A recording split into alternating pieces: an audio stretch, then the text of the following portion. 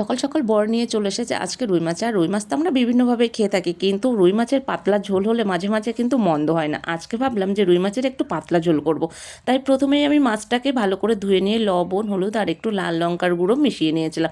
আর এদিকে উনান জ্বালিয়ে কড়া বসিয়ে কড়ায় তেল তাতে নিয়ে মাছ ভাজতে দিয়েছিলাম। মাছ ভাজতে ভাজতে একটা মশলা করেছিলাম। মশলাতে ছিল আদা, জিরে, কাঁচা লঙ্কা আর শুকনো লঙ্কা। মশলা করা হয়ে গেলে সেম তেলের মধ্যে বাকি মাছগুলোও কিন্তু ভেজে নিয়েছিলাম। এবার ওই তেলের মধ্যে আলু দিয়ে হলুদ আর লবণ দিয়ে আলুগুলোও কিন্তু একটু লাল করে ভেজে তুলে নিয়েছিলাম। এবার আলু ভাজার তেলের মধ্যে আরও একটু তেল বাড়িয়ে দিয়ে ফোড়ন করেছিলাম আমি জিরে, তেজপাতা, শুকনো লঙ্কা আর পেঁয়াজ কুচি। পেঁয়াজ একটু লাল করে ভেজে নিয়ে দিয়েছিলাম গোটা গরম মশলা আর বাটা মশলা।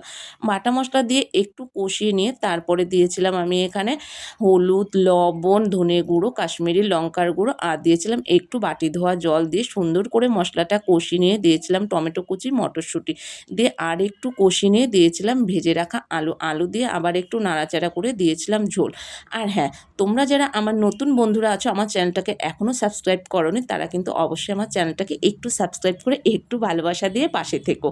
আর তারপরে ঝোল ফুটে গেলে দিয়েছিলাম আমি এখানে মাছ দিয়ে আবারও ঝোলটাকে একটু শুকিয়ে গেলে দিয়েছিলাম আমি একটু চিনি আর দিয়েছিলাম বাটা গরম মশলা।